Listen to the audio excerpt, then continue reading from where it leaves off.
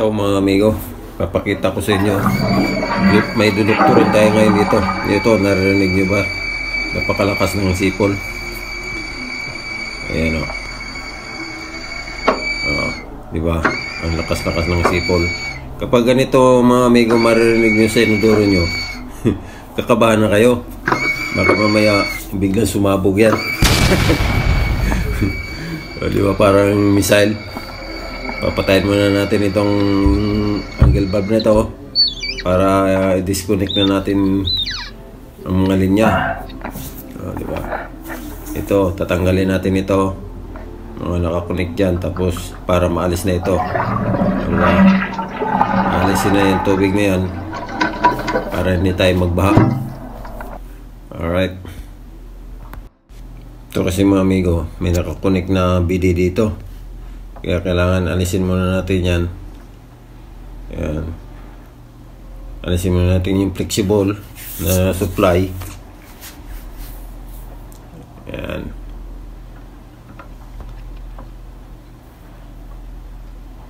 Tanggal na yung supply natin.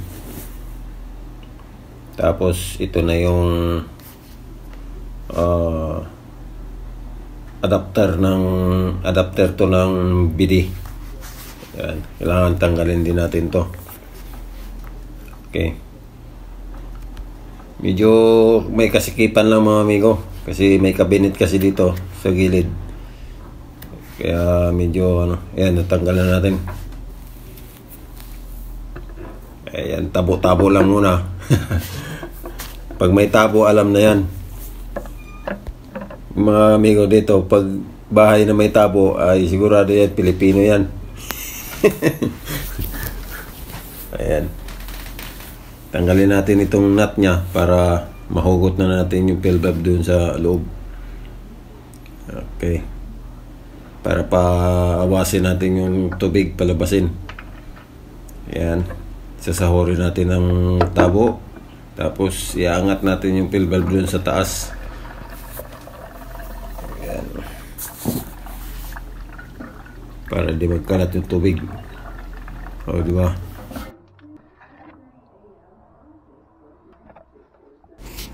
Ito mga amigo, ito na yung luma. Ayan, tanggal na natin. Ayan. Tabi muna natin yan. Tapos ito na yung bago. Ayan, bago natin nabili. Ayan.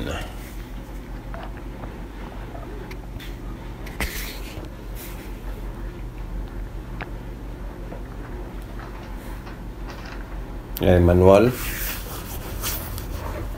Tapos ito yung seat, nakasit na yan. Yung mga amigo manual, di na natin kailangan yan. Kasi palagi na tayong gumagawa niyan.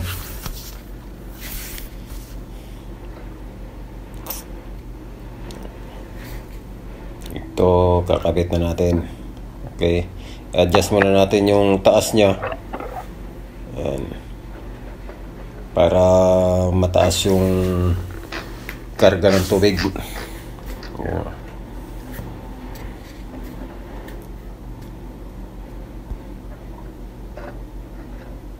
Kunting adjust na lang. Tapos lock. Ito, lock. Para hindi siya tumalsik yung ulo. Kasi pag hindi mo may lock yan, tatalsik yan sa sobrang lakas ng pressure ng tubig. Ayan. Ito na, lagay na natin. Okay.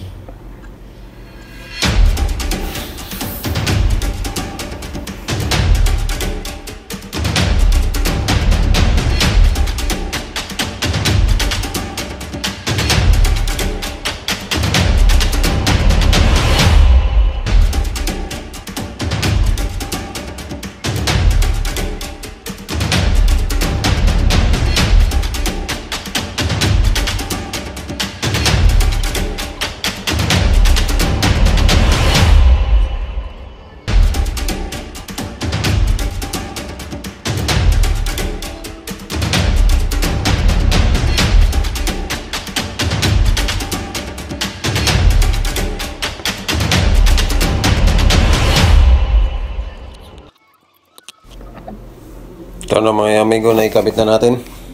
Ayan, kabit na natin itong hose. para doon sa plus valve. Yan. Tapos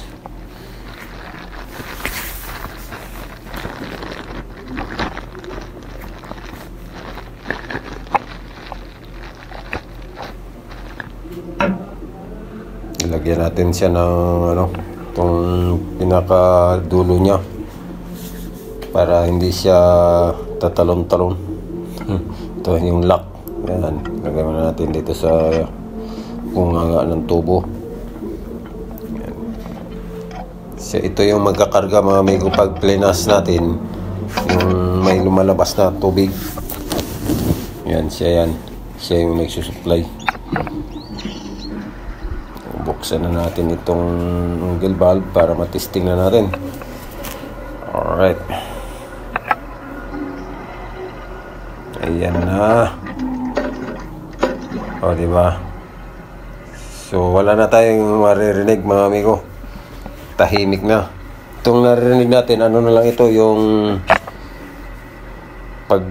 yung sounds ng yung valve na nag-open, lumalabas yung tubig, kaya siya, yan ang normal yung hingay ng boses niya.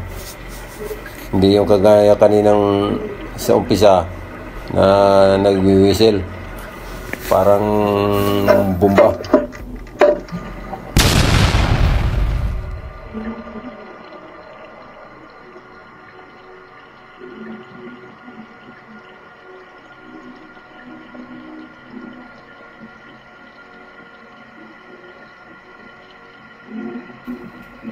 So mga amigo, hintayin natin na mapuno para maobserbahan natin itong level ng tubig, kung aapaw ba siya o hanggang saan, para makontrol natin, may adjust.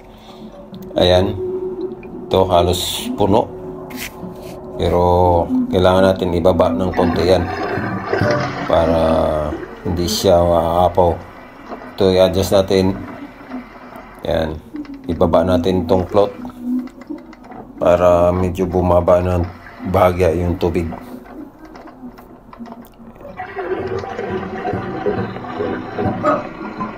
Ayan.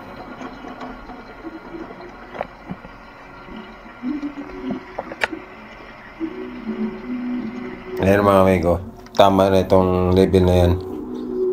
Ayan, nasa 1 inch o 3/4. Ayan, okay na yan. O, diba? Tahimik na siya.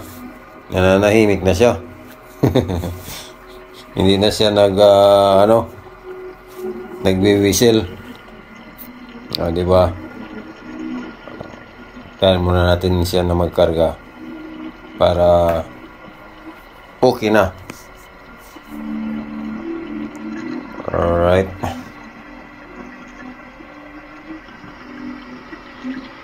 O, diba mga amigo? Ayan, tamang level ng tubig na yan. O, ayos na yan. O, diba? Checkin lang natin tong baba kung may leak. Baka may lumalabas na tubig, higpitan natin ng konti.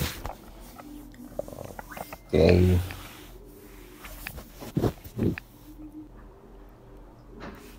Ayan, punas-punas na tayo. Pupunasan natin itong likuran kasi may tubig. Yung pagbukas natin kanina, tumulo. Ayan, yung flooring. Kunting punas-punas lang. Kasi hindi naman maraming tubig na umapaw eh. Kunti lang naman. Nabasa lang yung tiles, kaya punasan lang natin to para matuyo. Diba?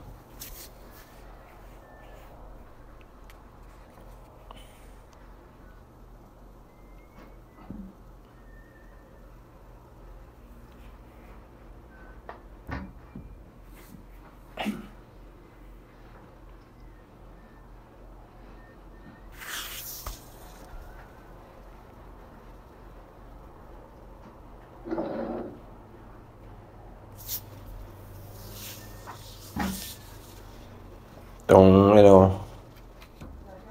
yung adapter, punasan natin para Alala naman natin kung magbasa, ibig sabihin may leak. Diba?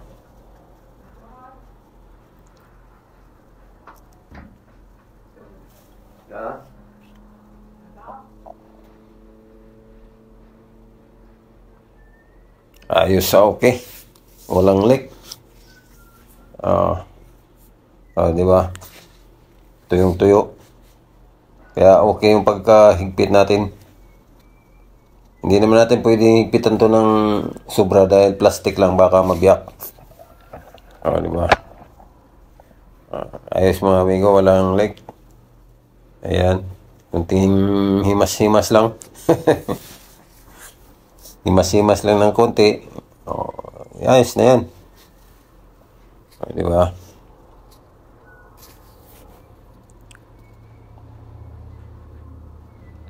Okay.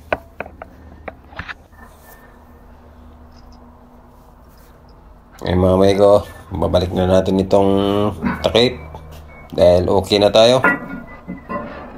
Ayan. Okay. Ayan na. So na mga amigo, wala na tayong ingay. Ayan, nanahimik na siya. At itong luma, dito na ito. Ayan. Tapos lagay natin sa basurahan. Check. Bahala na sila dyan. Okay.